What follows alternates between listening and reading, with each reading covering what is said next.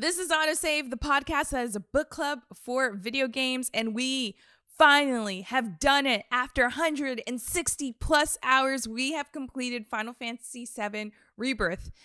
And wow, this last chapter, there's a lot to talk about, so give it a listen.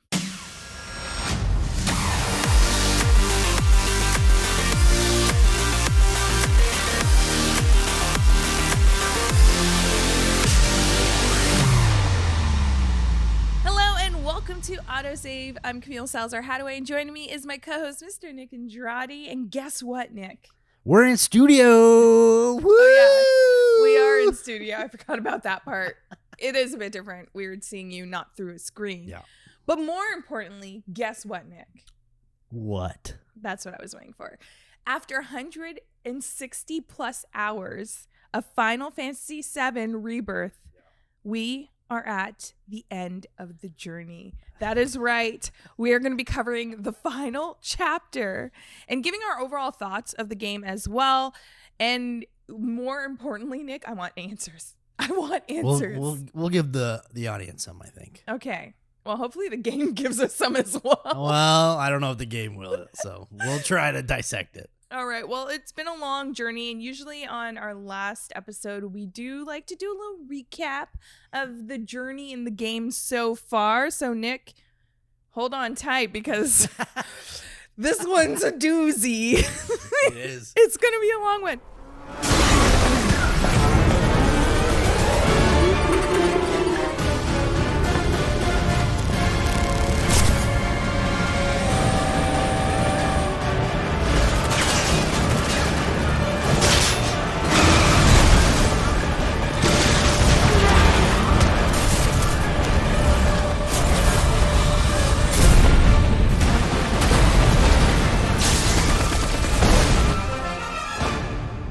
I'm waiting, Cloud.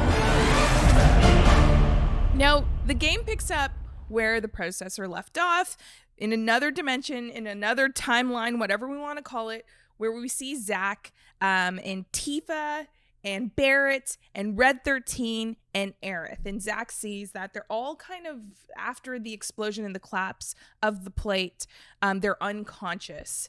And we're going all the way back. Don't we usually go all the way back? Thank you. Oh, from the beginning? I take a nap in the back? This is going to take a while. You're going to have to. So there's the plate that crashes in this other timeline. 7, right? Yeah, Sector 7. We see them all unconscious. Shinra's about to arrest them. And Zack goes to get Aerith with the help of Red 13, who helps save Aerith. Now, from there, Zack takes Aerith to Elmira's house, who's Aerith's mom. And we also see Biggs, who we thought died, but it's in this timeline, with Marlene as well. And then Zack is warned Marlene warns Zack that Cloud is unconscious, because remember, Zack had Cloud. I forgot about Cloud for a second there. What do you mean Zack had Cloud? Zack had Cloud. No. Zack had carried Cloud on his back in this timeline at the end of Remake, and Cloud is at Elmira's house as well now with Aerith, who's still unconscious. And Marlene tells Zack that in order to save Aerith, Cloud must live. He's the only one to save Aerith. Dude doesn't even remember this. No, You're giving me these eyes. You're like, I don't know if this is a revision. No, I'm going based on what everyone needs to know. I can't go through everything. You want us to be here for the whole episode? I'm not saying that. I'm just confused at the whole Cloud and Aerith situation. I thought Cloud couldn't leave the house. Cloud, this is the other timeline. Remember, Cloud's unconscious this whole time. In the Zack timeline, yes. Yes, this is the Zack timeline. And Aerith is also unconscious. Yes. She wants to kill me already. Nick, we're going to be here forever if you keep interrupting me. All right. Meanwhile, in our timeline, which I'll call the Cloud timeline or Alpha Cloud timeline, I don't know, we'll figure out a name for it. Cloud tells the group about Sephiroth and the downfall of this crazed hero and ex-soldier who pretty much burned down Cloud and Tifa's home because he learned that he was actually created, we know, by Hojo, using an extraterrestrial, because there's aliens, cell this extraterrestrial is Genova. Doesn't this sound ridiculous? But this is the plot. This almost sounds like Drunk History. This is its whole segment by itself. Okay. And then pretty much we learned like that's the background of Sephiroth. But then there is discrepancies between how Tifa remembers the burning down of their town compared to Cloud. So there's some things that Tifa is not computing, which is the main fact that Cloud wasn't there. Right. Yeah. Big thing. I keep looking over to you. Because I think it's entertaining. It's entertaining. Okay.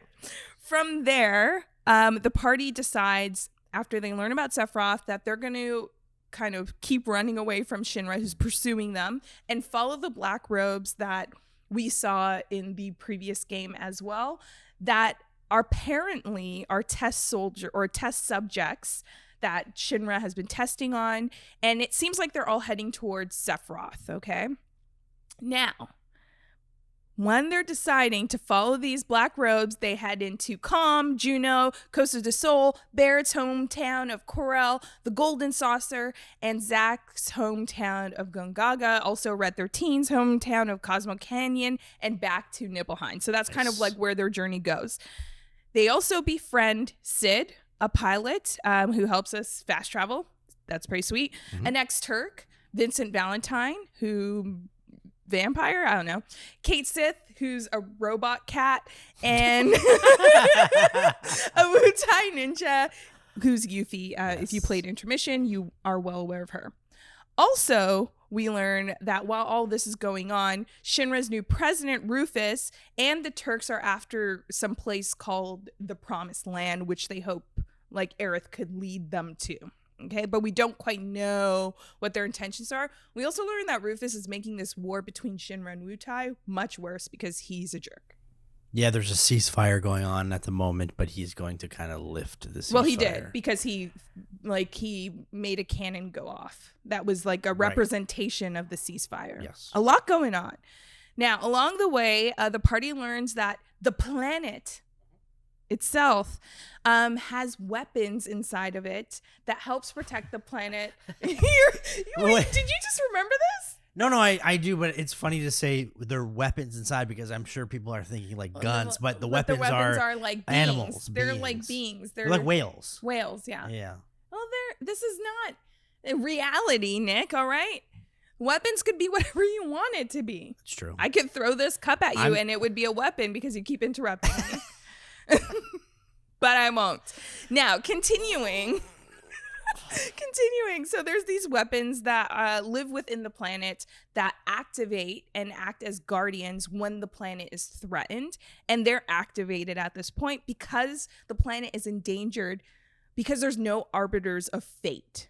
And remember, we killed those arbiters of fate at the end of Remake because they were being manipulated by Sephiroth. So kind of my bad planet, but also because Sephiroth is kind of doing weird things that is making the planet, uneasy and going into this state of unrest. And what that is Sephiroth's really after something called the Black Materia, and he's planning to use that to summon Meteor to destroy the planet. Also, he created this divide, we learn later in the game, between the Whisperers. There's like these black Whisperers that appear throughout the game that are working to Sephiroth's benefit. And then there's the white Whisperers that we've encountered at the end of Remake that seem like they're opposing that side as well and trying to protect the planet or whatever they're trying to protect. We don't know what, but they haven't hurt us yet. Now, as all that's going on, Cloud has these weird instances where he's manipulated by Sephiroth, almost killing Tifa in one incident, trying to steal the Black Materia for himself, which he does successfully do. And that's kind of where it leaves us off, where we have Cloud who stole the Black Materia and gave it to Sephiroth and now is going after Aerith, but then snaps out of it as they're in the ancient Cetra temple and they fall. And that wasn't too bad. If anyone ever didn't play Final Fantasy, I don't think that they'd understand anything that you just said, to be honest. But that's okay, because that's Final Fantasy. But that's why we have 11 episodes before this. Just to make sure you go back. Yes. If you have not played Final Fantasy, well, go back and do that. Actually, 19 episodes if you include remake, because it's continuation. Yes. If someone did start on this episode, I would encourage you to go all the way to the beginning. Don't start at this episode, because we don't even know if it makes sense.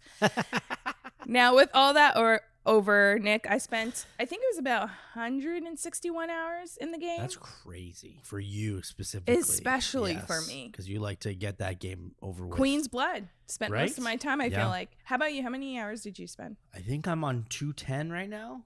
Oh. And I'm trying to get the platinum trophy, but you have to play again on hard mode, and then you also have to do a bunch of what's it called?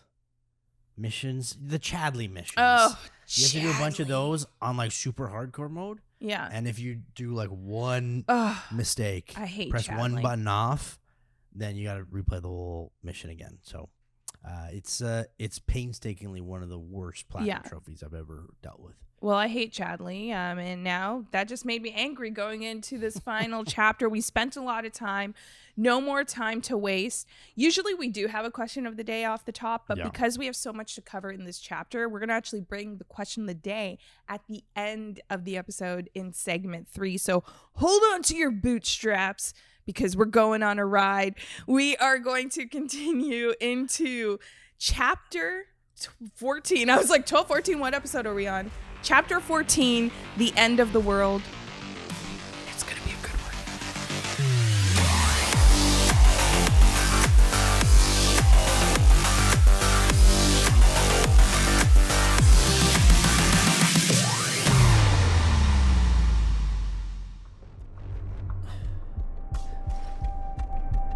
To the right, Shinra HQ, where Hojo should be, along with a cure for Cloud.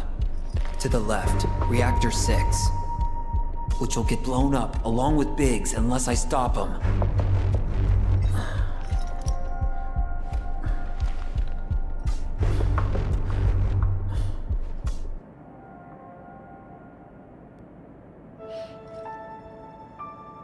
Hang in there, Cloud. I got you.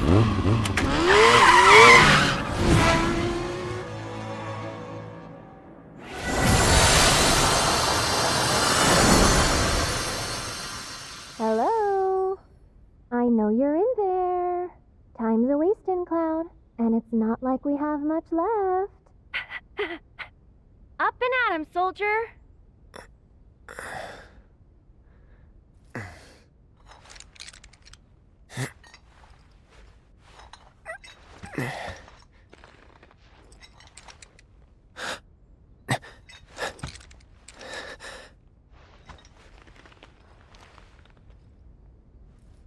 What is this? Are we? We could call it a homecoming. Or homeward bound, maybe? Let's just call it a dream. My dream, to be precise. What the hell are you? Shh. Just play along for a bit, okay? So after that clip, super confusing because there's a lot going on. We see Zach. First, we see Zach, and he has a choice to make. Whether to go after Biggs, which he was planning on doing before, and stopping the reactor from exploding, because Biggs wants to explode this reactor because he's looking for a purpose. He's going through this world and he doesn't know what his purpose is, why he's there. And then you have the right side where it's Shinra HQ, Hojo's there, and potentially a cure for Cloud. I wasn't aware that Cloud needed a cure.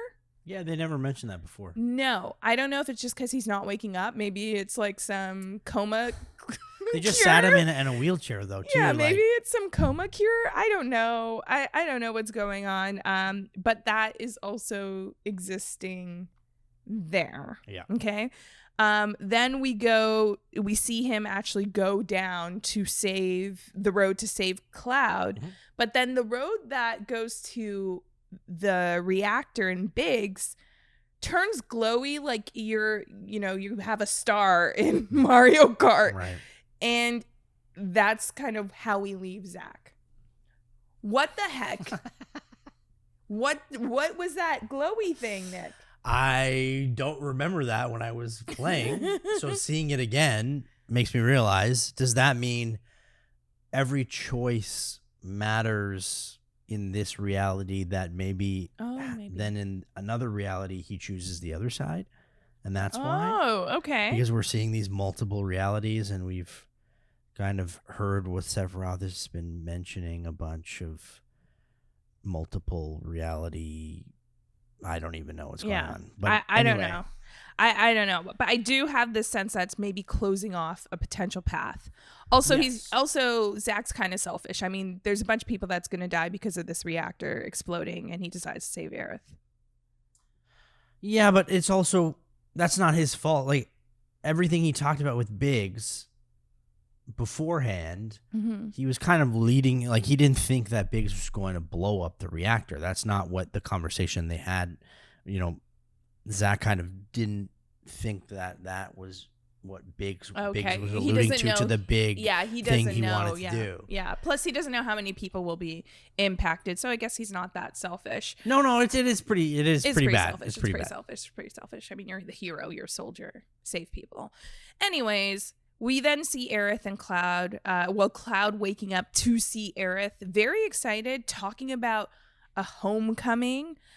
She's using some Sephiroth lingo. It threw me for a loop. I'm like, I don't know if this is Aerith. No, you think it's Sephiroth? I don't know. This seems too much of a dream. And we even hear Cloud say, is this a dream? Yeah. And then, and Aerith kind of says something like, it's kind of like her dream. So I don't know. Things happening. I'm taking it literal as I see it. I don't think that's Sephiroth. Yeah. Also, what I notice is in that timeline, which Zach is from, because we think that they woke up into this other timeline because it's the same room, same setting. Cloud was in the wheelchair. Zach has Aerith's bow. Yes. On his hand. Yes. But this Aerith has her own bow. Oh, that's a great point then. I didn't notice that. So then we know that's confirmed that she is a different Aerith. But then what happened to the Aerith in that room? She probably just vanished. I don't know about that. Well, I think if we... But these are the questions. I'm bringing up the questions. We won't necessarily have answers because there's a lot of questions. Yes. Okay.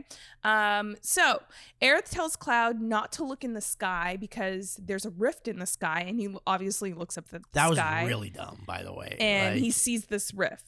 Yeah, he sees the rift. And we've seen this too when the Sector 7 plate dropped. There was that rift in the sky at the end of Remake. There was? Yeah, I'm pretty sure there was a rift. That changes everything. Maybe there wasn't. Who knows?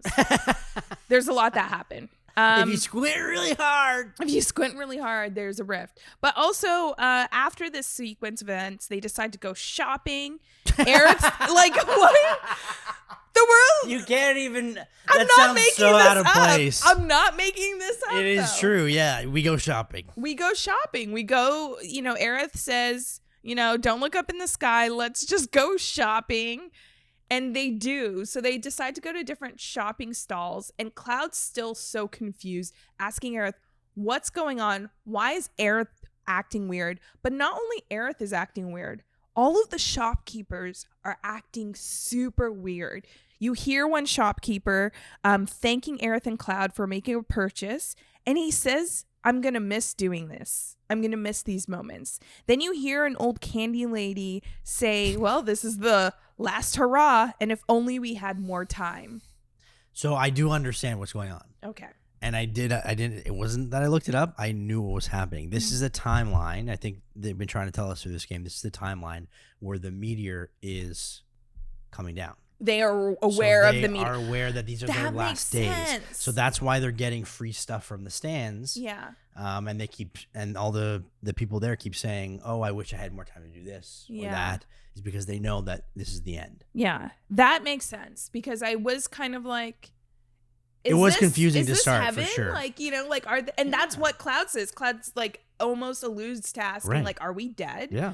because it does seem dreamy in a sense of with Aerith. That makes perfect sense, and I do actually applaud the game devs for putting this in the game, because you don't really understand the perspective of like everyone else knowing that this Love that. meteor Yeah. is coming, which, you know, we know now that that's the purpose of the black materia for Sephiroth. So I guess it's showing this possibility of the world ending. We also see them take a picture. They were horrible at posing for a picture, Cloud and Aerith. Did you do that? Yes, I think there was like different poses you could choose. I think I chose, was it either Aerith or Cloud, like doing Yeah. holding one, I don't even remember. Yeah. There was like the dancing one where he Yes. dips Aerith. Very It was pretty awkward. cute. Very awkward. Especially since I confessed my love to Tifa. I know. also. I'm like, this is like too much. I'm like, Not Cloud, you're dreaming. Stop. You're in love with Tifa, as to what I say. So Zack, we then go back to Zack. Yes. And Zack is storming Hojo's lab, and they recreate the scene of when Zack was shot at the end of Remake, with the soldiers kind of storming into like the lab and Yes. shooting him. And he actually makes a joke about it. He's like, not this time, kind of thing. And then he jumps off and falls somewhere. Right. Maybe he's dead anyway. Maybe he's dead anyway. We see Sephiroth talking to Aerith as well. So after we go back to Aerith and Cloud are shopping, they're going around the town, and Aerith sees these black feathers falling, and we're hearing Sephiroth's Creepy. voice. Yeah.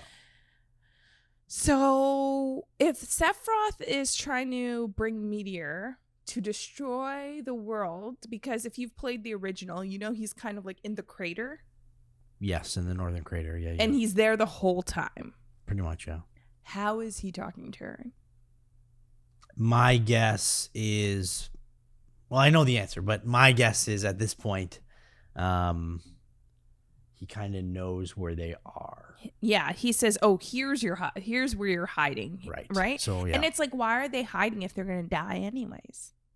I don't know. No, that makes sense because those two from the other timeline are hiding in a reality. timeline where. Oh my gosh! Nick Is that just what- gave me answers. Honestly, I like. the realization on your Yeah. face. Yeah. I was so confused there. Okay. So, like I literally wrote in the script, what does this mean? I'm glad I can fill in those blanks. Yes. Thank you. Yes. Thank you. So Zack finds, after jumping from Hojo's lab, he somehow finds his way back to Biggs. That's what I was confused about. Okay? Yes. I didn't understand. I thought he went to Biggs this entire time because he ends up with Biggs. So he goes to save Cloud and then jumps Yeah. and somehow ends up to where Biggs is. That is bullshit. He Okay? was like, hey, these soldiers showed up, Cloud. Sorry, man. No cure coming. Sorry, Aerith. I'm going to go save Biggs now. But I guess he does kind of explain that he wanted to find Biggs because he, like, their conversation, he didn't want it to lead to this, which is BS. Zack is just covering it for himself because he chose to save Cloud instead of Biggs. But then we hear again, Biggs is asking what is his purpose. He's not sure. He's still stuck in some like a kind of limbo state, which is interesting. And he decided not to plant the bomb because he feels like it actually will not give him purpose.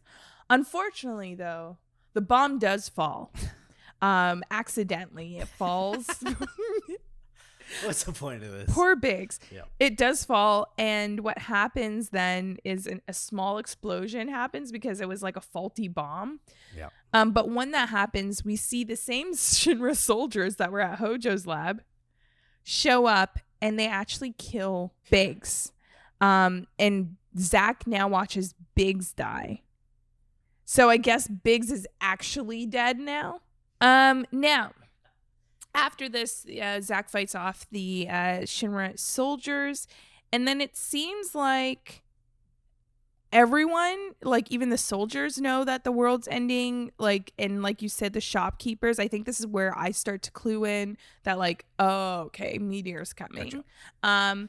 And then we also see Sephiroth show up. And Sephiroth actually strikes Zack because Zack's just hanging out.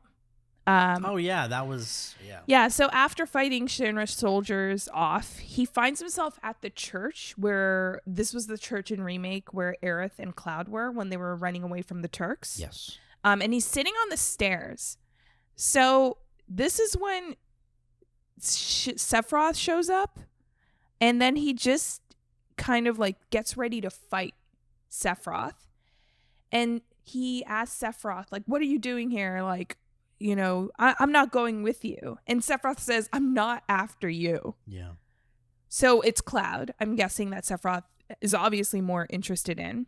Another weird thing happens here. I don't know if you picked up on it, but Johnny is in the background. Oh yeah. Why? I don't know. Yeah. Well, I mean, I guess he's part of this town. Yeah, but it's weird because we see him as like Zack is kind of moping about like the situation of like trying to figure out how to save Cloud, but not being able to like get into Hojo's lab. He then like Johnny shows up, pauses, looks at Zack, and then keeps walking. Oh. He also had a stuffed animal. I don't know why. Yeah, he just looked like a random character in the background. And I'm like, oh, it's Johnny. Yeah. And then that was it. But well, I had to stop, and then I had to look it back. And I was like, that is Johnny, right? So I don't know if that's a reason or if it's another throwaway, like, hey, and little Easter egg to have fun kind of moment, as they did with Biggs. Right. But he's alive in the other timeline. So how is he alive here? It's one of Yuffie's doppelgangers from that earlier mission. Oh, maybe it is. Imagine. So we see that happen. But then obviously this interaction now, Zack's pissed off because Sephiroth is like, hey. And that after all, he heard what Marlene told him, that it's Sephiroth that you have to watch out for. So he's already on high alert. Exactly. So he decides to, he's going to fight.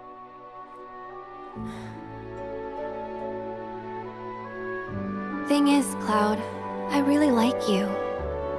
But then, like can mean a lot of different things, can't it? Because there's liking, and then there's liking. Seriously, what's going on? You've been weird all day.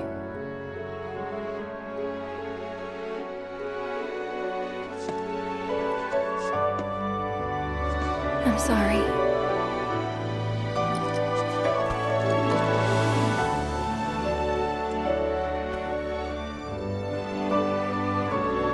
Whatever happens, don't blame yourself.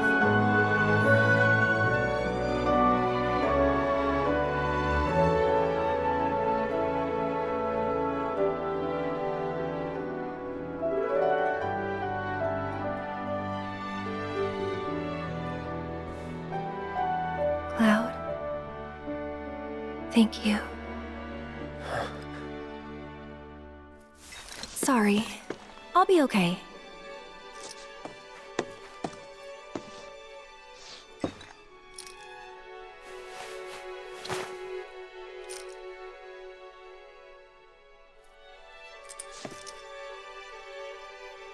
Here.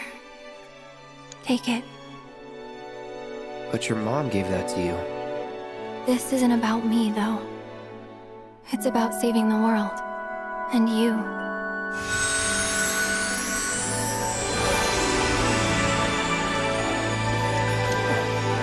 So thank you, Cloud, for everything.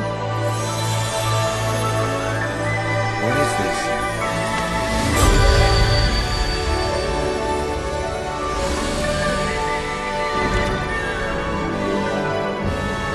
It's been fun.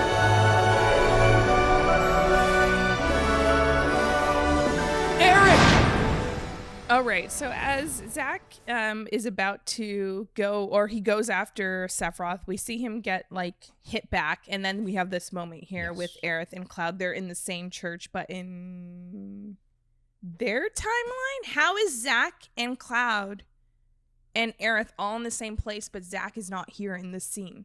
Wait, was Zack in the church though? Well, he was outside of the church. church. Outside the church. And then Sephiroth comes in. Yeah. So it's the same timeline. Yeah, He's right there. He's right there. Yeah. That's sad. Oh, my heart. That's actually really sad. Oh my gosh, I just got chills. Aw. You're having like epiphanies Yeah, right now. because it's like watching it again, I'm just like, oh, okay, cluing in. So we see this moment this spot that Aerith actually refers to as their spot, Cloud and Aerith's spot. So from this moment, like you said, we see Sephiroth come through the door as Aerith gives Cloud the white materia, and then pushes Cloud into this, again, Mario Starlight thing. Yes. And he falls through the floor into another dimension, maybe? Now, does she have the power to do this? I think so. And then also, is that the Aerith from this timeline then? And this Cloud is from the other timeline? Because is the Aerith in his timeline already dead? I don't know, man. We're going to have to... I need to... I don't know if you remember this, but is her materia emptied yet in the main timeline? Yes. It is. So she's giving him the white materia from another timeline? Yes. Which, again, this white materia, if you don't know from the original, is very important, and it's going to be very important. Oh my gosh, in I have the third game. chills. But so she's giving him this materia because we don't have a materia in our timeline. Does that mean it's the main timeline? I don't want to hear Are timeline we just again. saying timelines because everyone has a multiverse now? I don't know, man. Because I don't think this is this a dimension? Is this a what I think is it's this? like more like a branch, like honestly, like a branch timeline, like another option. Where's based Loki? off, right? Yeah. But it's kind of that premise. That's what I'm taking from it, because we do see when Zack makes the decision, that light appears. Okay. Now, if Aerith has the ability to make this light appear, I don't think she's the only one doing this. I think the Whispers, they're like, they go with what fate is supposed to happen. They somehow do this as well, and maybe Sephiroth has this ability. Yeah, I think Sephiroth has this ability. But I think this is like when we see the fates like holding back, like in remake, holding back the group from going forward. I think it's because they're trying to protect fate, and whenever that happens, this light appears. Okay. But it's interesting that Aerith has this power that we didn't know about. And in so many battles that I battled with Aerith, this power would have been really great to get rid of monsters. Seriously. I think, though, too, we don't understand that she has, or we don't understand why she has the power, but... I mean, she's Cetra. I just assumed. Everything that there's been weird moments with her since remake, right? Yeah. Where I feel like she knows what's happening. Yeah, she's very aware of Yes. what, and that's kind of what we question, like, how is she aware of like other things happening? And we've seen there's been moments where she feels something from Zack in the other timeline, in our main timeline. Exactly. I think she knows the things that are going on. So I don't think it's too obscure to think that she has this power. If that makes sense. Exactly.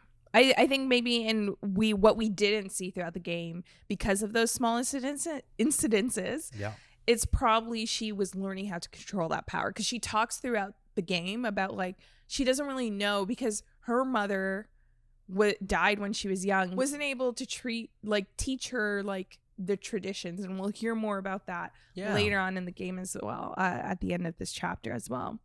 So we're confused about what happens with the multiverse and all this madness.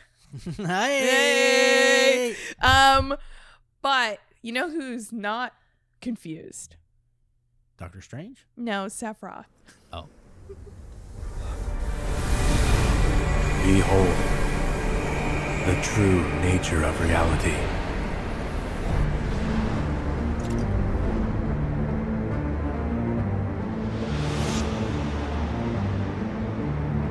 When the boundaries of fate are breached, new worlds are born.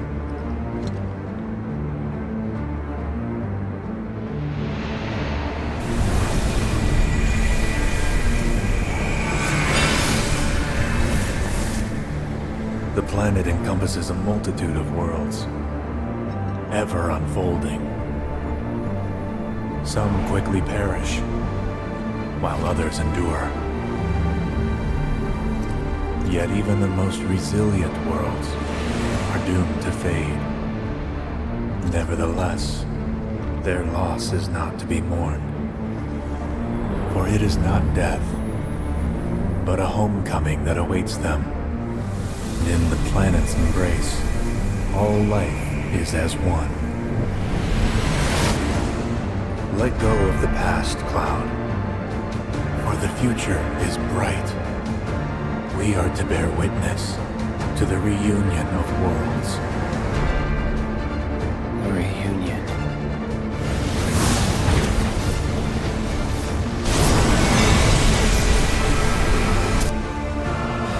Leave me out of it. How very stubborn of you. Perhaps you need a little push.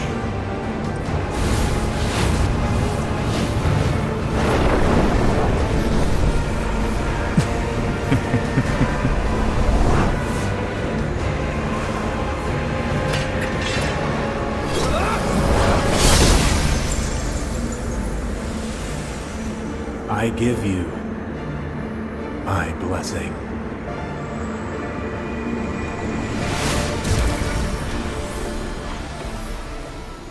So Sephiroth takes us down this explanation that breaks down finally what the heck reunion and homecoming mean. Great exposition. Thank you, Sephiroth. Thank you, Sephiroth. We were waiting for this. But pretty much what it is there's these different worlds, and they're a part of, like, in each world, some are fated to doom, even some are fated to resilience, right? But what Sephiroth sees is all of them just dying off and merging together for this homecoming / reunion. Right? You didn't get that? Okay, so What? let's see if mine makes sense, but Okay. I'll pin that for a sec. The way I thought he explained it was there are multiple worlds. They're ever evolving because of the choices that we make. Mm-hmm. So they all branch out, like Yeah. we've talked about. And what he wants to do is just collapse it into one. Yeah. So there's only like one main timeline. I don't know if that's the case or if he means he just wants to control everything. Right? Like he wants to destroy every world, but then conquer the one main. I see it as like, because back when Aerith explains to Cloud like what Sephiroth's goal is, like, you know, what he thinks he's protecting the planet, I still do believe Sephiroth thinks that this is the benefit of like all the people, even though they're lower than him, because him and Genova, his mother, are supposed to be ruling over these people. But they're killing everybody. But that's the betterment of the planet, like in his eyes. Right. Yeah, I guess. You get what I'm saying? Yeah, Like, yeah, I think yeah. he's still, like, he's so deranged. Like, that is still his reasoning. I don't think it's necessarily the power. It's like, that's kind of his purpose too. What Biggs talks about not having a purpose. I think Sephiroth recognizes that he has to have a purpose. And because of who his mother is and what she was doing, whatever she was doing all those years ago when she landed on the planet, Yeah. he's picking up that purpose. Right. To carry that out. Well, he did, like, the planet's being destroyed and he's going, like, through Shinra and depleting the Mako, whatever, and he's going to make it right. Right? Yeah, Yeah. I guess so. But also that theme of purpose comes up a lot. Again, with Biggs. You have it with Rufus. Like, what's Rufus' purpose? And he keeps trying to go away from what his father's purpose is. Correct. But we're seeing that reoccurring theme. And also Cloud. What's his purpose? Is he just a puppet for Sephiroth? Well, yeah, we're asking that question. Right? We don't Like, know. so we're seeing this reoccurring theme of purpose, which, again, I have to ask. What is the purpose of all these different timelines then? If they're all just fated to die off? I don't know. I don't think they're... Are they fated to die off? Or Well, we is just saw- Sephiroth making them die off? Right? Well, later on, we do see, like, Meteor cast on, like, pretty much every one of them. We do need Doctor Strange in this situation Jeez. so he can tell us if We there's just a need him 1 here where in he's 14 like- million he's like- chance. Yeah. You know? We just... There's a chance, Tony. there's 1% chance. But then yes, he goes through this explanation of the multiverse. I think what you're saying is correct. Like more branches based off of choices, more worlds are created based off of the choices that everyone on the planet makes. Yeah. We also see him send whispers to fight off Cloud. But while he does that, he says, I give you my blessing, right? Uh-huh. We have no idea what that means, but we do see the inside of this like Super Mario tunnel glowy thing as Cloud goes through that, fighting off these whispers. And then we also hear another interesting thing that Sephiroth mentions to Cloud, that you only have 7 seconds. What are you going to do with it? Again, this rolls back to Remake. He said that at the end of Remake also. 7 seconds until the end. What are you going to do with that time or whatever it is? So we still don't know what that means. What is the that 7 specific. seconds? The 7 seconds to save Aerith? Yeah, I think it's like back to that moment with Aerith. What does that mean? I don't know. Oh, and also Cloud is like, he snaps out of almost the trance from Sephiroth. He says reunion, but then he's like, no. And then he tries to like kill Sephiroth, even though that's never going to happen. But it's good to know that he's now hopefully done being Sephiroth's puppet. Maybe. I don't know. We'll see. No.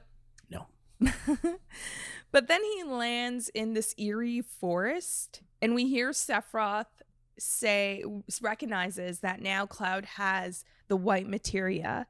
And we hear Sephiroth, we don't see him, but we hear him say, that doesn't belong here. Yeah. So what are you going to do about Sephiroth? Because he does absolutely nothing about it. I don't think he can. I still think he's some weird projection. Because there was that whole situation with the black materia. He needed Cloud to give it to him, right? But then I think Barrett, I don't know. I'm confused, but I don't think it's like fully Sephiroth, if that makes sense. Okay. All right. Well, speaking of projections, we then see Aerith in the woods as well. And it kind of seems like a projection of Aerith at first, because you see Cloud trying to get to Aerith, but he's stopped by the white whispers, which I thought they were the good guys. No, they're just controlling fate. So they're kind of like the original, right? No, but then where did all these worlds come from then? If they're the arbiters of fate who are always trying to I thought we steer destroyed fate in the direction. we destroyed the arbiters. We did, but what's their point? I don't know. I think they're a part of the fate keeping system. But they're like the TVA. No, but that doesn't make sense to why they're here then if there's been so many branches of other worlds. Well, I guess they're trying really hard to keep fate happen. And because we do see Aerith in the forest and Cloud keeping up with Aerith, what we just saw, which was essentially the beginning of her death, right? Or alluding that she's gonna die because Sephiroth entered that church, right? He might have already killed her. Is this Aerith? I don't even know. No, yes, no. I think this is the actual Aerith. Our Aerith, okay. Because where we're at right now is the place where she dies in the original. Yes, that's true. But my thinking is that the other Aerith, because we got the white materia, is the Aerith from that timeline. Okay. Okay, but she was protecting Cloud. I think Sephiroth came to kill Cloud because he's not the Cloud of that timeline. And that's what he tells Zack, I'm not here for you. Or does he tell that because he was there for that Aerith? Or he's there to get the white materia. Huh? Maybe. Because he sees them now in that timeline, right? So he's like, that's where you're hiding. Oh, and maybe he puts 2 and 2 together that I need that white materia. And for some reason, he can't access this place. Fully, no. Right now. We don't know why. But then these whispers do block Cloud. And then what happens is Aerith continues to... Well, no. Cloud eventually catches up. I forgot about that. Cloud eventually catches up with Aerith. And Aerith takes back the white materia, but then she drains it of its essence, essentially. Mm-hmm. So it's now clear. Yeah. And then she gives that back to Cloud. Yeah. I just how you're like. No, listen. Yep. I understand why, but I don't know if I can say it because it then goes to the third game. Okay. Well, there's a reason all of this is happening. Yeah. Yeah. But it didn't happen quite like this. No. It didn't happen like this. But there is something that she's doing that's making sense. Yeah. So we'll talk about it more, right? So then, we then see Aerith go away, and what happens in this forest. I'm so glad I didn't have to be the host of this episode because this is so hard, convoluted. It's so convoluted. So then, as we're seeing that, we see that the rest of the party appears. So Tifa, Barrett, Sid, Yuffie. I don't even know if Vincent's there. No, they're not. They're not. Yeah, they Sid and Vincent. Yeah, we didn't get to play as them. Yeah, which Sid's sucks. not there. Kate Sith is there. Kate Sith is there. Yeah. Is? No, wait. Kate's not. No, yeah, Kate's there. Okay, Kate's there. Kate came back. Oh yeah, Kate came back. Anyways, so Kate is there as well, and Red, of course, and they find Cloud unconscious on the floor.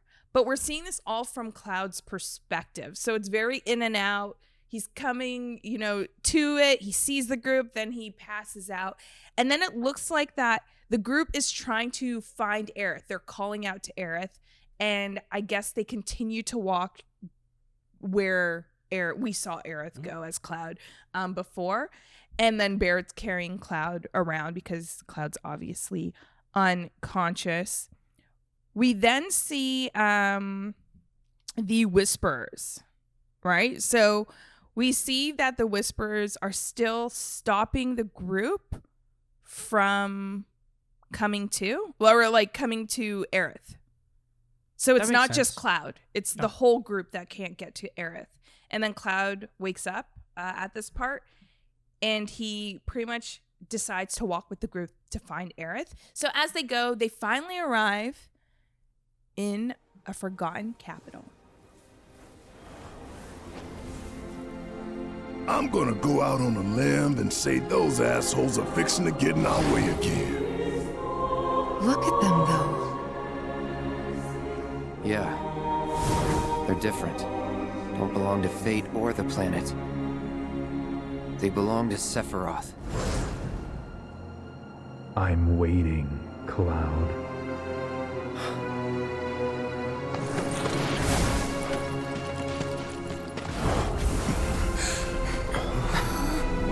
What is all this? It's the end.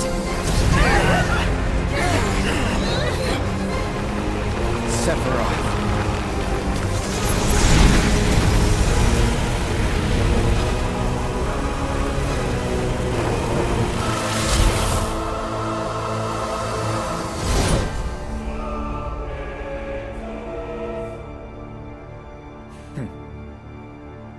Good, Aerith. Pray.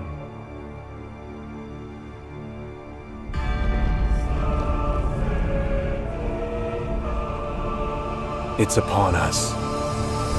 The reunion. When worlds merge. When spite and sorrow are harvested to feed the planet.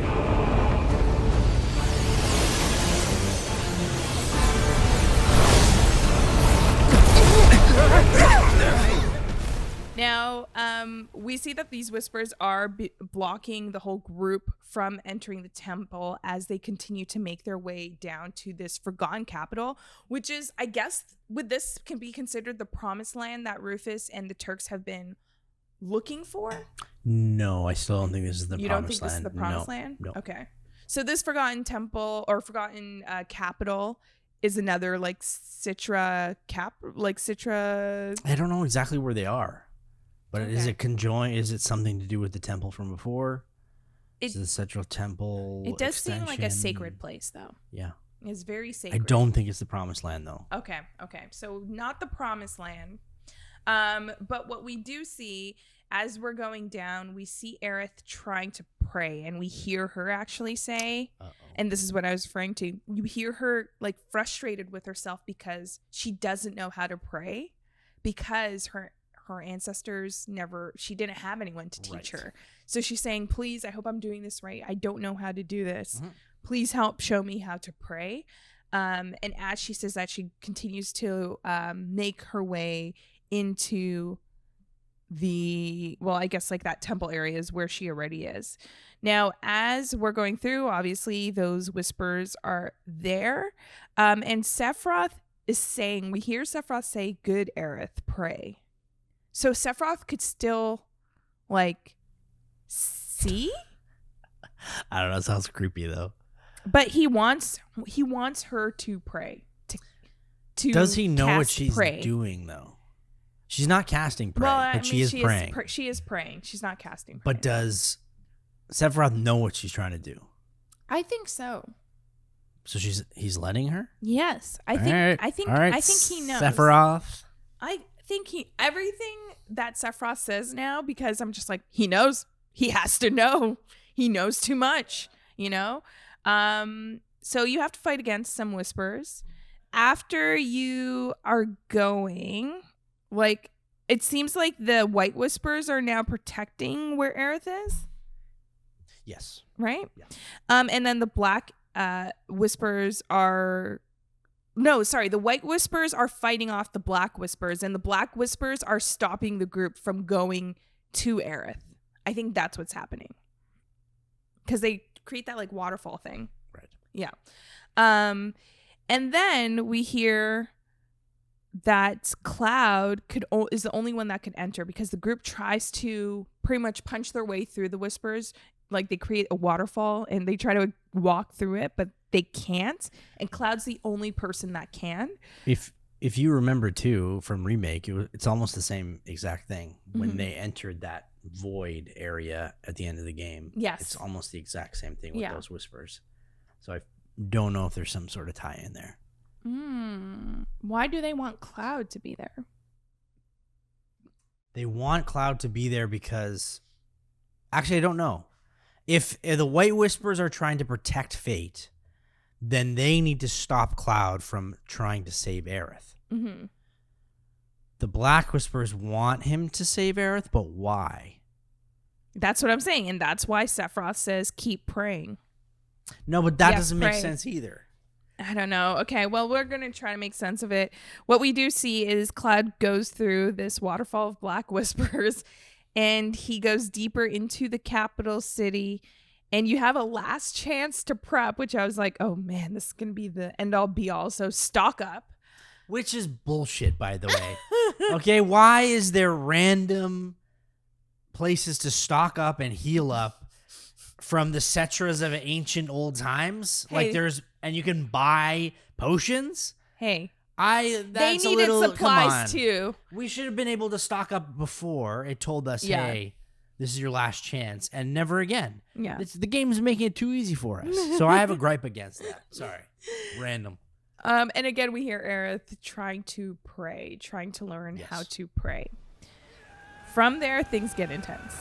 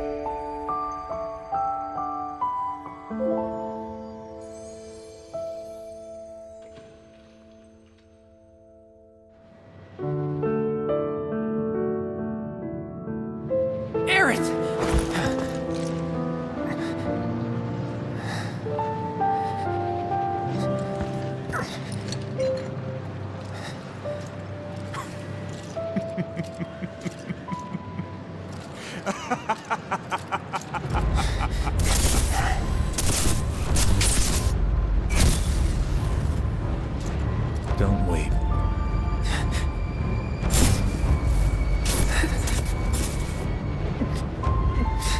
Your tears are empty.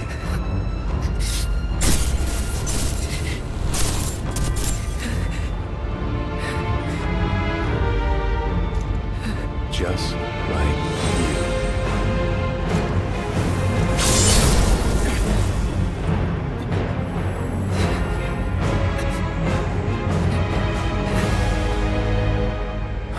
Cloud, it's okay.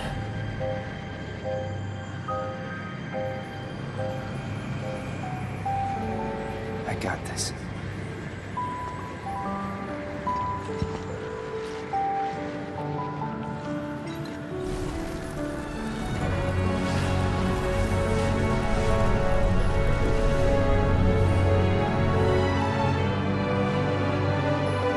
However, you'll never see the truth with such clouded eyes.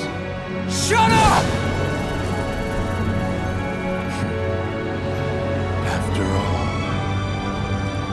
you're just a puppet. So, Yeah. we thought maybe they would go another direction with Aerith's death, but they decided to actually kill Aerith off. And that's what we see here. We see that iconic scene of Aerith praying while Sephiroth stabs her. And Cloud, the interesting thing is, it looked like Cloud actually blocked Sephiroth from stabbing Aerith. He did. But then we see she actually does die. Yep. So he did strike Aerith. Maybe. What do you mean maybe? Again, this game, it's not the original, right? It's trying to create its own path. I really do think they're trying to tell us something here.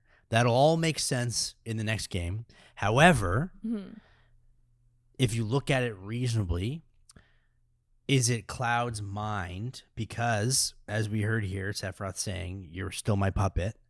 Is it Sephiroth putting in Cloud's mind that he actually blocked it, but realistically he didn't, and then now he's seeing her getting stabbed? Well, we don't see it specifically, but it keeps going in and out of static. Yeah. We see she has blood, she doesn't have blood. She's stabbed, maybe she's not stabbed.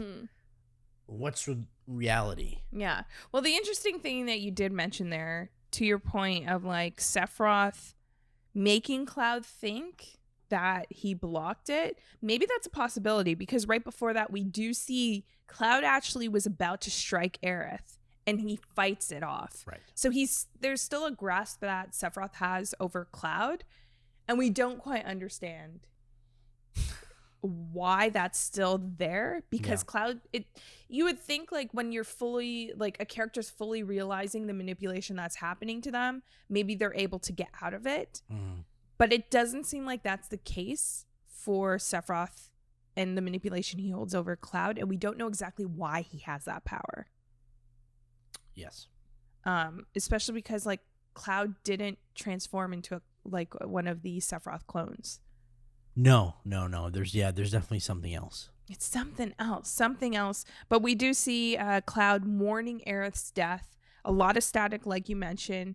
Then the party shows up with, you know, they're in complete shock because we see Cloud holding Aerith, and Sephiroth is just going along with these one-liners, just really having fun, really a menace to society here.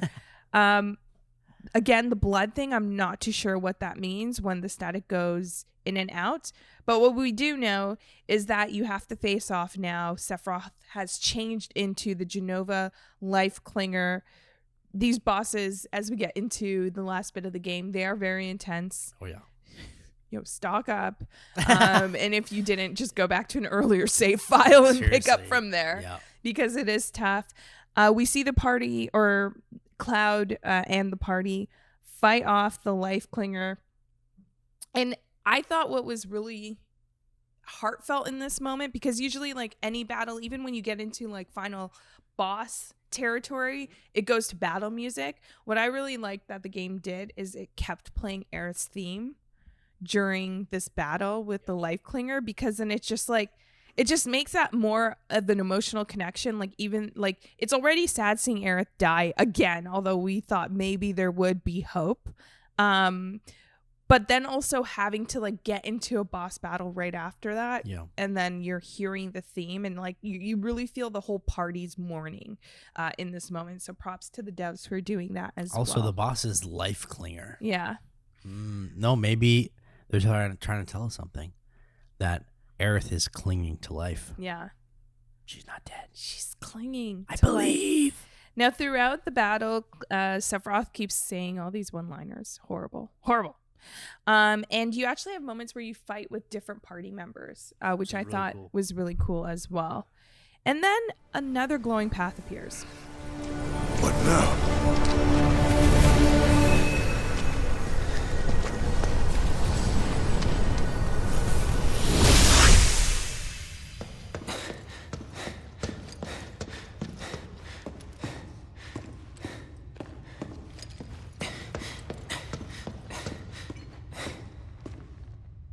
White, as far as the eye can see. Hey, anybody there?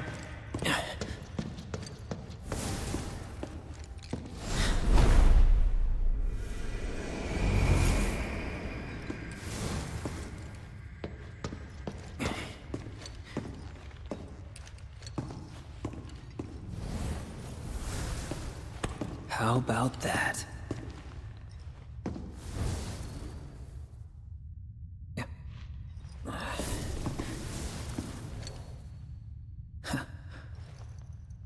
Well, nice to see you too. So, I hear you've been pretty busy.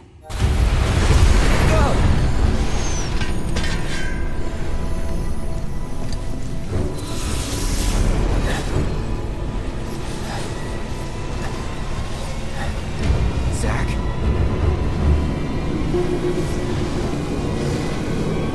How's about we save the catching up for later? So finally, they're reunited. Zack and Cloud confirming that they both know that each other's there. They exist. Like Yeah. that They was the exist. happiest moment for me. Also, the pose that they do here was so much fun. I loved it. It's just really cool to see the two, like, they're mimics of each other essentially, just side by side. Yeah. So cool. And like a handsome fight off, right? Zack and Cloud and Sephiroth. What more can you ask for? I mean, battle of the looks. Battle of the mewing. Yeah, exactly.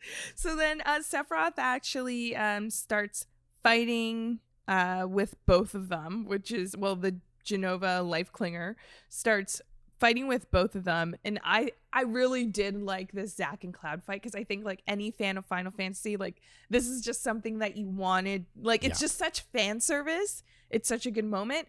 But then what you also have while this fight's happening, there's other boss battles that emerge because of Sephiroth.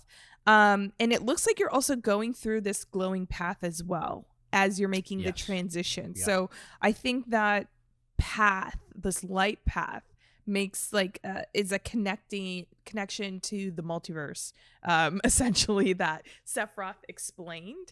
And this is all connected. Like all the battles are happening simultaneously. They're all together. happening the same time. And it's only our party members that are fighting in this battle. But then it's really cool as a player, because then you're now switching from Zack and Cloud, and then you have to switch to like Yuffie, Barrett. So cool. Like it's such a cool sequence. These fights are really hard, though. I'm not gonna lie, they're intense. When all that's said and done, Zack, they do defeat the different Sephiroths, and then Zack exits the world he was in, or however he came to. Yeah, he ends up like alone, right? Yeah, he like falls back bubble. and he ends up alone in their bubble, and then Yep. Cloud and Zach are separated again.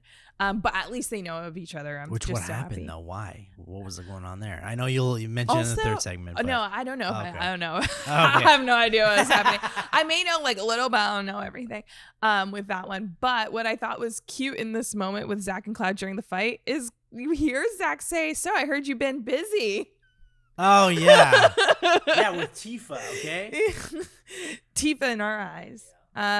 But when all that's said and done, it goes back to Cloud and Sephiroth. Sephiroth!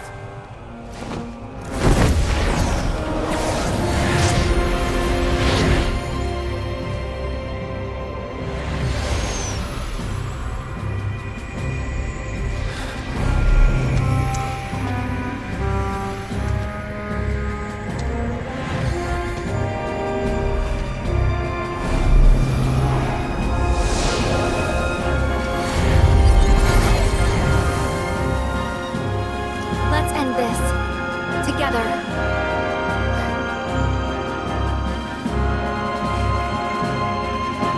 I must admit, I underestimated you.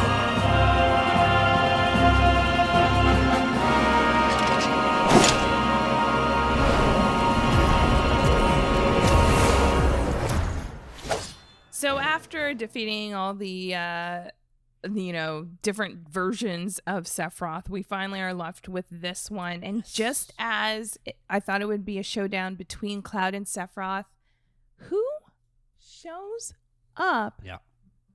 But Aerith. Isn't she supposed to be dead? I'm just happy because she's been my mage the entire game, and So not am I. having her in my party healing is very problematic. Yeah, very hard. You should have God. balanced that out more Yeah, I should've. evenly. Yeah. Yeah. So Aerith shows up and she decides to help in the fight. And we see that Sephiroth sends more black whispers to him. One thing to note, okay, I've been paying attention to, and we'll talk more about this in the third segment, Aerith's hair, although it looks amazing. Yeah. This Aerith has a bow in her hair. Keep note of that. Whoa! Didn't even think about that. So you keep fighting, then you have Sephiroth's final form, and we see as the fight finally is over, Cloud sees Aerith, and the group is kind of there, but not there. So it does this whole like transition again, right? Where we think we're in the same spot, because that's the thing, when Sephiroth separated into all those different versions of himself, Yeah. did he split a timeline? Because I realized when Zach and Cloud was fighting, like, where was the rest of the party? Or when you were playing as the rest of the party, where was Cloud? If they're all there fighting. Yeah, there's all weird timeline stuff going on right Yeah, now. so we get more of that weird timeline. So the group still sees Aerith dead. I don't think that's a timeline, though, thing. Oh, what do you think? I think that's just in his memory, in his mind. Okay. I think he's still warped by Sephiroth. Okay. Maybe, I don't know. Whatever. Okay. Interesting. I feel stupid saying it. This is so interesting. So then, anyways, we see Cloud again, but this Aerith has her hair out. It's a good note that you're mentioning here. Hair in a bun, hair not in a bun. She's not wearing a bun. It's a braid. Sorry. Clearly, I don't know. I don't know anything about hairstyles, okay? But I'm sorry. it's a good should have known point. better. You would have known. Yeah, I don't know. I think they're trying to tell us something here. Yeah, I don't think anyone's really mentioned online about having the braids and having her hair down. I think that's a good point. Yes, and having the bow and not having the bow while Zach has a bow. Oh, on his hand. Yeah, he tied Aerith's bow on the hand. There's something there. I don't know what it is. But we do see the group starts to, I guess, mourn this Aerith. Yes, they were mourn. But then we also at the same time see Cloud with the Aerith that died, and he says, "Wake up." Remember? Yep. He says, "Wake up." And I'm like, yo, Cloud, like, I don't want to tell you this, but she's dead. But then she wakes up. Yeah. I don't know what's happening. So as the group is mourning Aerith's death, we also see this Aerith with Cloud waking up and walking around. Sure.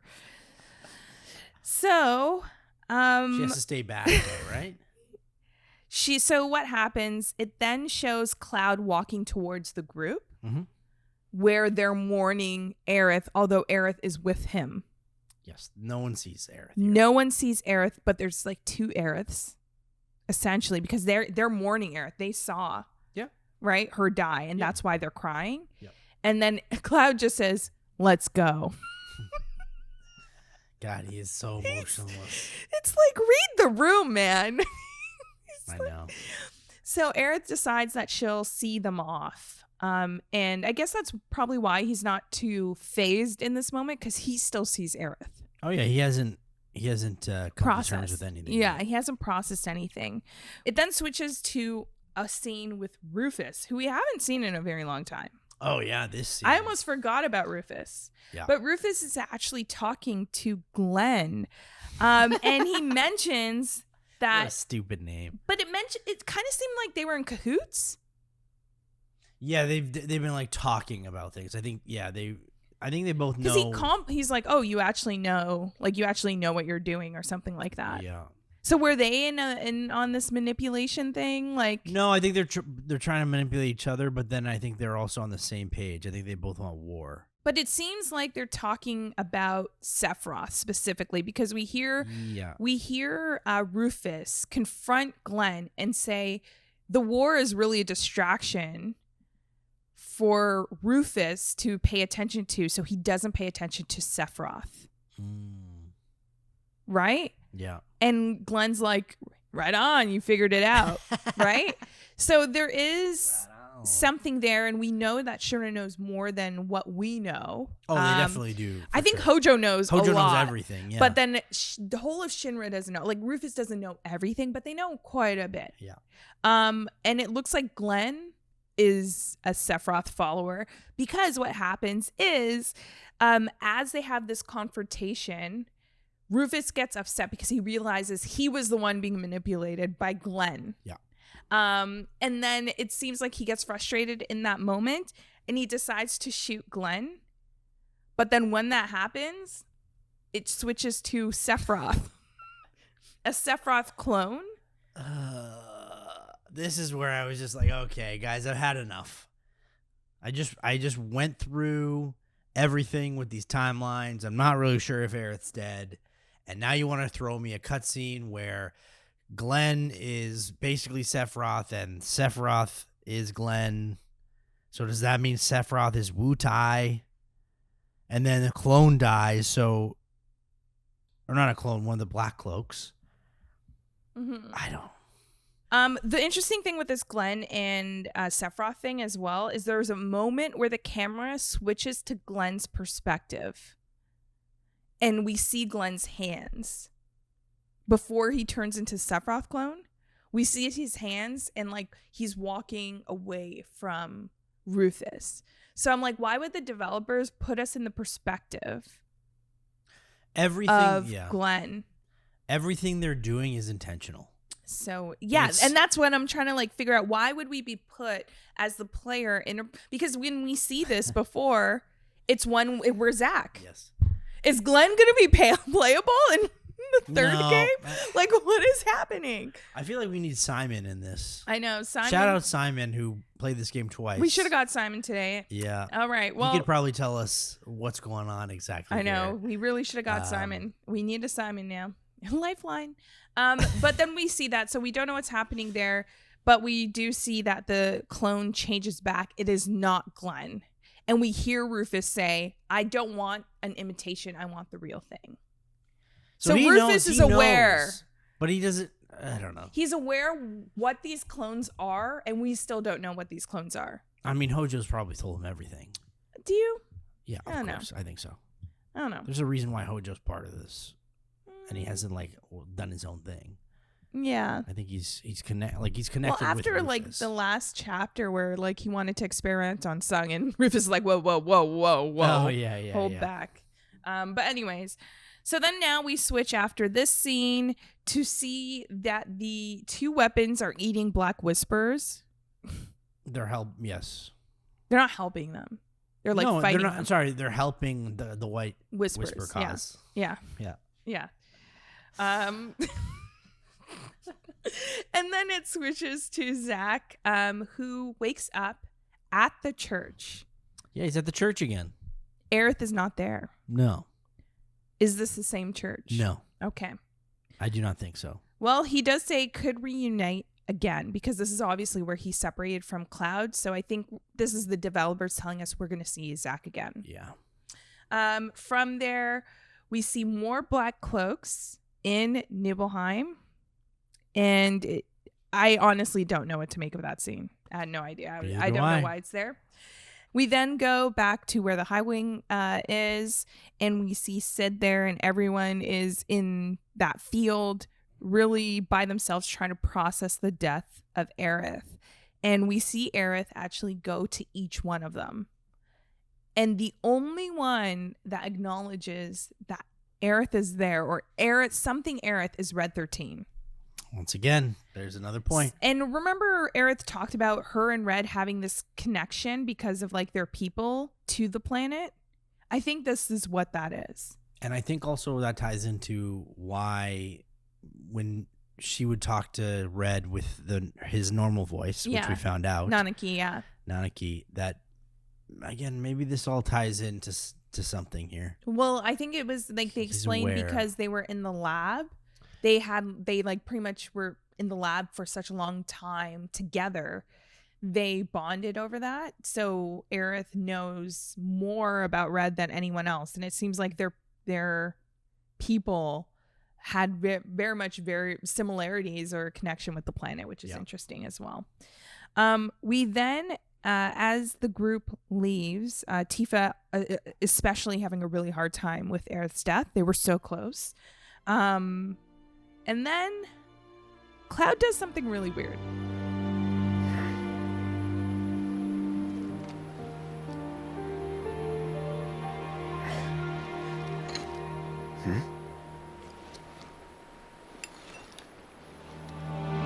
The hell?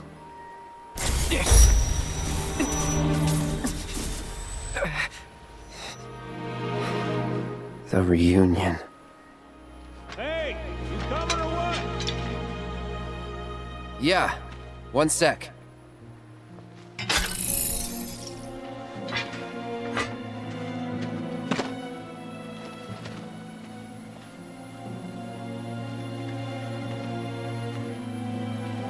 You have to promise not to look up.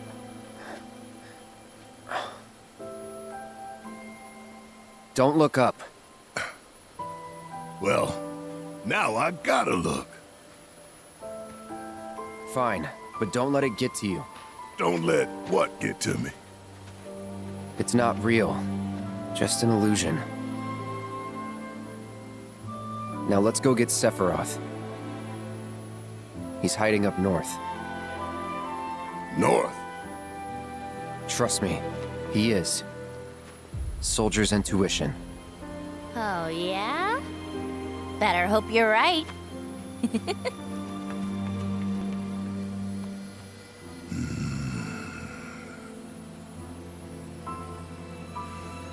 All right, fine. We trust you. Just remember, we got everything riding on this. And that's a load you'd best be ready to carry. No heavy loads. We're close to capacity as it is. All right, so we see this guy who's not mourning Aerith's death. Well, because he doesn't think that she's dead. But he has the clear materia. Where the hell is she? Well, I know he sees her. Yeah.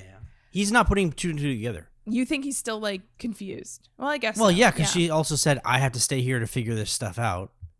And he's just like, all right, we got to do our thing. Aerith's going to do her thing. Yeah. So he's like in his own world. Yeah. Yeah. That makes sense. But this dummy takes out the clear materia. He looks at it. Yeah. Then he goes in his pocket and he pulls out the black materia. How'd he get that again? Put it in his pocket, didn't he? I think earlier we saw him put it in his pocket. And he forgot about it, right? Yeah. And then he puts that black materia and ruins a perfectly good sword, the Buster Sword. There's no other slots to put a materia also on the sword. No. He just fuses it to the blade and keeps going. So we also Does this matter? Yes, because we also see he's in that trance. He's saying, yeah, you know, let's still go not right, for reunion. sure. He's Yeah. still being manipulated by Sephiroth. So I think that's Agree. important to know. We also see that Barrett and Tifa are very suspicious of Cloud at this moment. Yes. But against their better judgment, they're deciding to trust Cloud. And they have to go and continue to try to stop Sephiroth. Don't forget, too, in the sky. While Aerith. Oh, you are? Yeah, Mentioning? yeah. Sorry. While Aerith sticks behind. But like you said, he does mention don't look up, which is the stupidest thing to tell someone if you want them. Like if you actually don't want them to look up, they're going to look up. And he sees the rift. Remember, he saw this earlier, this kind of like echoing that scene that he had with Aerith. But no one else sees the rift in the sky. But there is one there because Cloud sees it. So which Cloud is this? I don't know. Just thought about that. Is this even our Cloud? Well, that is pretty much how the game ends. We leave Aerith in the field, and that is the end of our journey of Final Fantasy VII Rebirth. But that is not the end of this episode of AutoSave, because we still have a few more questions, plus a final overview thought of the game. And yeah, hopefully we can explain some and not things. fight about it. Yeah, and not fight about it. So stick around after this break.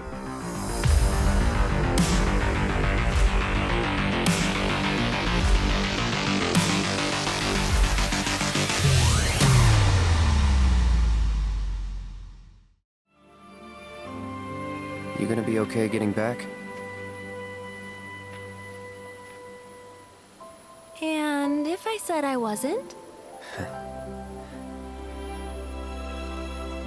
Don't worry. It's like a second home. I guess. But what if something happens? Then I'll send up smoke. Thanks. I'll keep an eye out.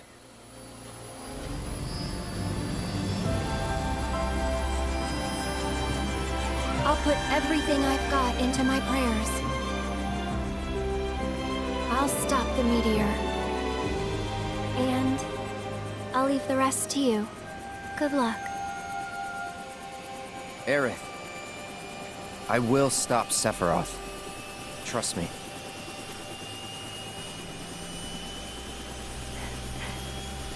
You promise?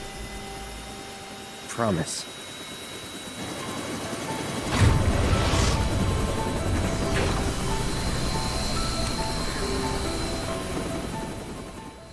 We hear the goodbye that Aerith and Cloud have in the field before they leave Aerith. There was a lot to break down in the story. I want to just go through the main players because we do know that there's a third game coming out to kind of wrap up the story. Yep. And then we'll talk about like our overall thoughts of the game. So let's talk about Sephiroth, where this leaves Sephiroth, okay? We now understand the multiverse. Right? Do we? Well, we now know that there's a multiverse. That's better. I don't know if it's still confirmed it's a multiverse. I don't know if that's the correct Well, term. what's a multiverse to you? I don't. There's different worlds, but is it a multiverse? I don't know. You think this is all happening at the same time? I'm not saying that it's not a multiverse. I agree that it's a multiverse, but I don't know if that's. I'm not saying it's a multiverse. I agree. It's a multiverse. I'm just saying I don't know exactly what they mean by all of this. Okay. All right. Well, we do know that now. It seems like Sephiroth's plans did pan out, because it seems like he was very happy with like the death of Aerith and her praying. Like, I think that needed to happen, and he knew, like, when you asked, oh, do you think he wants her to pray?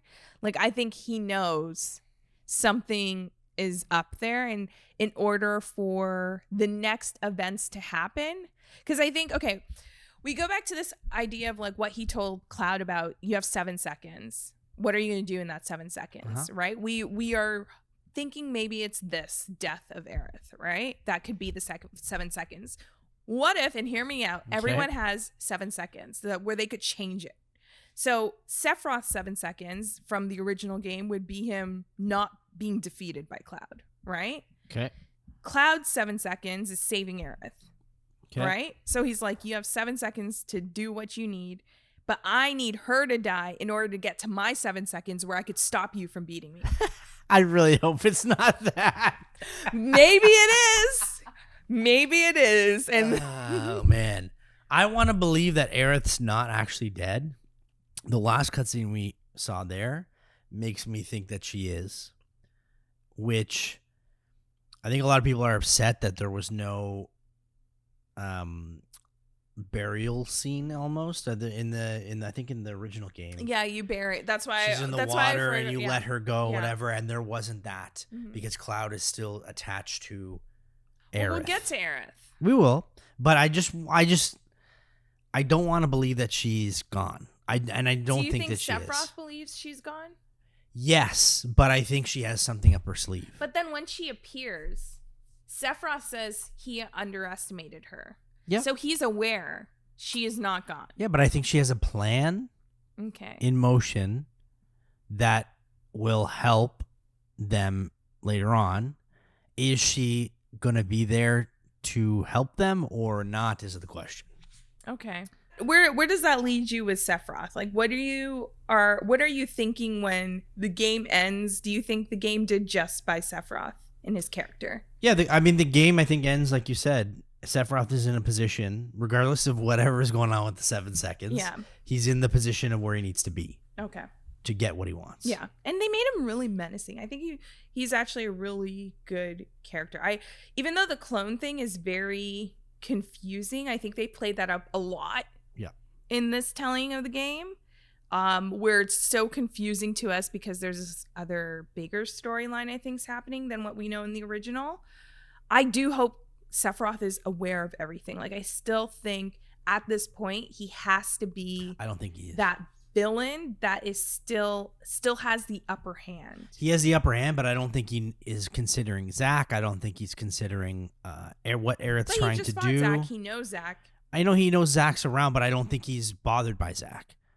But I think Zack has a bigger role to play in the third game. So well, let's talk about Zack. I think he's underestimating a bunch of players. Okay, and Cloud. I think that's what it is right now. Okay, Cloud, his puppet. Now, Zack, let's talk about Zack. Okay. Zack was thrown into another world. These are all questions I just have for Nick, so thanks for sticking around. But also, you don't even know what world he's in. We don't know, and that's the thing, because we don't see Aerith there. No. Right? But he is back in that world. I thought he was back in his, like, that world he came from, that we last saw him, but who knows? Because I think actually it was the other Aerith that jumped into this world. See, this is what I don't understand either. Zack is alive, but Zack died. Aerith died. Aerith is alive somewhere in another world, and she was able to transplant herself into a different world. So does she have that power to do it again? I don't know. Will they really bring back Aerith? I think fans also were just like, are you going to keep her alive or are you going to kill her? And then they killed her, and then everyone's upset because they thought that she was going to be alive. But is she alive still? Like, leaving that glimmer of hope for Is some there going to fans. be a cop-out at the end? Like, I'm afraid at where this is going. I don't know where this is going. Okay, so you don't want a cop-out. Are you... I want her to be alive, but I think that should have been the moment where she is still alive. I feel like this weird, should like, have been decided. I'm still here, but also I'm dead. But I don't know. What's happening? We could They have didn't it. want to give they didn't want to give a definite answer, and that's what I'm frustrated about. No, I don't think that's the problem, though. I don't think the problem is they didn't want to give a definitive answer. I think the problem is that they created this multiverse. So they have to play all the characters into that, right? So it's like you have the main player, Aerith. You're not, even if she dies in one, are we still losing Like, is that as impactful to us if there's still another Aerith? Obviously not, right? Yeah. So I think that's what they're playing with. And the question still will come up. Will Aerith die? Like, is there a greater sacrifice that all of these Aeriths have to do? Yeah, oh man, all the Aeriths from all the multiverses? That'll be interesting. I hope it's not that. Yeah. I'm really banking that they know what they're doing. So I'm very interested in where the third game goes. Yeah. Let's talk about Aerith. Yeah. I do think that Aerith that we saw in the field is the Aerith that gave Cloud the white materia in the church and threw him in the path. The white materia, by the way, fell into like the lake. Yeah. So what's gonna happen there? And why does he have? Is the Gollum gonna one? pick it up? Well, why does he have the white materia? No, he had the black materia. No, he was looking at the white materia. It was clear, wasn't it? But isn't that the white materia? No, it was just drained white. of... The actual white one fell into the lake. Yeah. The one with the essence. Yes. Yeah, I don't know what's gonna happen to that one. Maybe that's a good thing. But I think it was important to pay attention to Aerith's hairstyles because I think so. That kind of plays into. Firstly, we know that Aerith has these abilities to like go through these different worlds, which I think potentially that's what or we're saying, like but we have don't a know for connection. sure. Yes, because we do see her touch Zack, Mm-hmm. and like while she's in the boat or whatever, right? And she feels Zack's hand. That reminded me of something else, but yeah. Right? Yeah. I know that's why I have to write things because I'm like, oh yeah. So you see that, but then also we see that the Zack in his world actually took Aerith's ribbon. So is that Aerith that was in the church the Aerith of that world? I don't think so. But do you get what I'm saying? Yeah. How can Aerith have woken up and put her hair back in a bow? See, these are the questions that open up because of multiverse stuff. But that's what I think we're dealing with more than two Aeriths here. Yeah, we're probably dealing with all the Aeriths. But then all what? The timelines. But then, if that's the case, then what happened to the Aerith in Zack's timeline or Zack's world? She's asleep right now, still. But she wasn't in the room. Or was she? Okay, well that leads us to another question I have with you. Let's get to Cloud. Wait, before we get to Cloud, or go ahead. Were you gonna mention the touching? You were? Okay. Oh my gosh. Stop it. But yes, that leads me to Cloud. Yes. When we see Cloud in this sequence, in the other world with this Aerith with braided hair, he's in the wheelchair. That's how Zack left the Cloud of that world. Okay? Yeah. How many Clouds have we been playing as? That's my question. Oh, you think multiple Clouds? I think we've been playing as multiple but Clouds. When did the other Cloud come into play? I don't think we fully are aware of that because we're playing from the perspective of Cloud. Okay. So like when the cutscenes happen, like even when we're cutting to earlier when he's in the hotel, he falls asleep and it cuts to him waking up in the other world. We're aware there's two Clouds, right? It's not just him falling asleep and waking up in another world and then in the hotel there's no Cloud, right? Yeah. There's two Clouds. So if Zack put that Cloud in the wheelchair and that is the Cloud we wake up in this world with, Cloud, like I could understand like when he wakes up, it's not shock of, wait, where are you? Like, oh, I fell off this cliff with you. It's more shock of, oh, what happened? I was with, like, what happened? Like, I almost died. Like, am I dead? Okay. Because he was, and then then it goes even further. Okay. I'm kind of not following you. You're not, honestly, you're not following? No. Because when he wakes up in shock, Yeah. when he sees Aerith, Okay. he asks, like, oh my gosh, are we dead? And Right. it seems like they know each other, right? Of course they know each other. Hear me out. Yeah. Okay. It seems like they know each other. And I think the game's tricking us into thinking that we're dealing with the same person. But we know now that's not the same Aerith. Like, we know now that's not the same Aerith as our, like, the main Aerith. Okay. Right? We know that's not the same Aerith, right? Do we both agree there? I don't want to agree or disagree. So okay. I'm afraid that this is going to turn into Lost. It may. Where everyone said it's not purgatory, and then it ended being purgatory. Even the creator said it's not purgatory, and then it ended up being purgatory. I feel like we are dissecting all these different, is this cloud, what cloud is this, whatever, and then we're going to be disappointed in the end because it's not going to be what we thought. Fine. Okay, we won't go down that rabbit hole, but I do on the record believe that we are not playing as a main storyline Cloud in that sequence because we never actually see that jump. And that would actually explain when we're fighting Sephiroth, why we see multiple clouds. Okay. Do you get what I'm saying? Like how it cuts to multiple clouds. He's with the group, he's not with the group. I think we're seeing different clouds. Okay. And we've played as different clouds and didn't know it. Okay. Okay. All right. I think what changes things is when he has that interaction with Sephiroth and Sephiroth gives Cloud his blessing. I think that wakes up Cloud into a different understanding of what's happening. I think he's able to see the rifts like fully in this world. Okay. I think because like when he says, I give you my blessing, like Cloud's thrown into that path, the golden path. Right?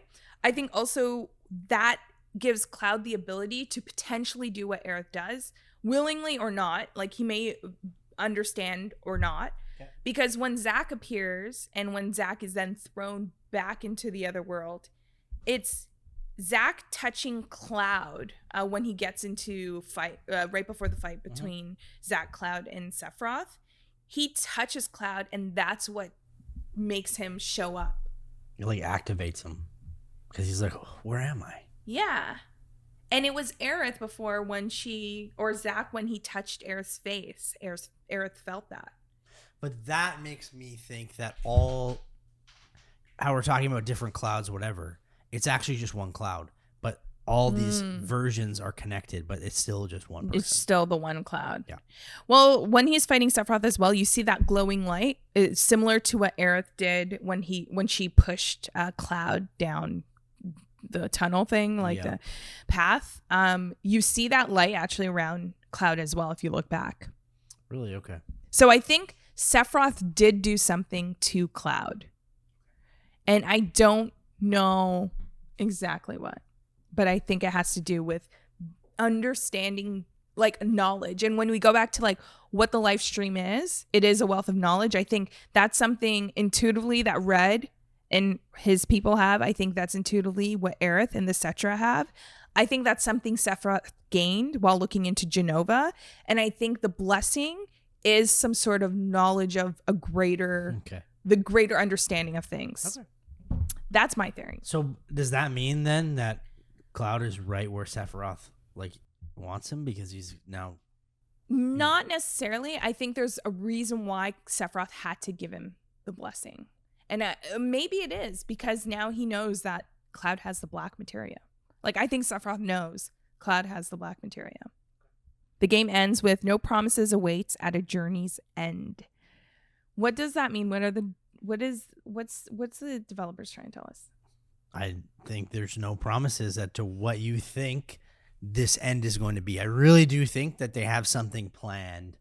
There's no way that they haven't thought this through after how many years since the original game where they know there's going to be some sort of twist that we're not going to see coming. And we now think they've almost like thrown us a red herring, which is everyone thought that Aerith was going to survive in this game. That's where we were led to believe, I think, that they weren't going to do it, that they were going to change history. They were going to change this moment that everyone remembers. They didn't change that moment. Everyone was upset that they didn't give Aerith the proper death scene that they had before, the burial before. Yeah. But also they left this open-ended where, oh, maybe she's alive, but not really. I think there's a consensus online that people think that she's dead. And I think what Aerith said at the end there, I'm going to help you, whatever, I'm going to help you in this, but I'm not going to be present. I think that's what kind of she was explaining, even though she didn't say that. So the audience kind of thinks, okay, Cloud sees Aerith, but Aerith's not really alive. But Aerith's gonna still do what she can to stop Sephiroth. Yeah. But now we have to come to terms with that. But I don't know if that's actually the case. But if they do bring her back, people are gonna say it's a cop-out. So what exactly do they want to do with this character? But I think that's why the statement of no promises means just buckle up, baby, because we have something in store for you that you're not going to be able to predict whatsoever. And it's probably going to piss off a lot of people too. Well, yeah, I feel like how the game's gone now, it's very hard to make all fans happy because it decided to leave a lot of it up in the air and not conclude some of these mysteries that are out there. I think what this means is I really do think that the third game, more choice will be put on the player. And no promises means it's not necessarily written of what the ending is. Like, it just seems so, like, even with the choice of Zack picking a choice, then another branch cuts off. I wouldn't be surprised if there's a way for us in the third game to influence the ending of the game. Okay. And maybe there are multiple endings. Well, that'll get people riled up, amped of course. up, and but then they can play all those different endings. Yeah. Like, I wouldn't be surprised if it's like telling us, like, is there a path where we could save Aerith or defeat Sephiroth, and is there a path that we don't defeat him? The 7 seconds is, I think, still going to be important. Yes. Talk about that more. I don't know. Oh, okay. I'm just saying we thought it was Aerith's death, or maybe it is, but we'll find out more about what these 7 seconds mean. 7 seconds until the end. Okay. What the hell does that mean? All right. Well, that's it. That was our playthrough of Final Fantasy VII Rebirth. There was a lot there to cover, but Nick, there's no better person to do it than you. Let us know what you think of the game. What are your theories about this as well? And Nick, we still have more games coming up because we are the video game book club that goes through games chapter by chapter, and we got another game waiting on the other end, so stay tuned. AutoSave is produced and hosted by Nick Andrade and myself, Camille Salazar-Hadaway. The show is also produced by Dylan Wilson. Gameplay and additional elements provided by Chris Zeiser. Technical production by Greg Fillion. Executive producer, Clayton Hansler. You can follow the show at AutoSave Podcast on Twitter and AutoSave Pod on Instagram, YouTube, and Twitch. You can subscribe to the show wherever you're listening to it right now. And if it happens to be Apple Podcast, kindly leave us a rating and a review, but only if it's good. AutoSave is a Soda original hosted on the Soda Podcast Network. AutoSave. My goodness. I'm going to go out on a limb here. Yeah. Say that was our longest episode. Sorry.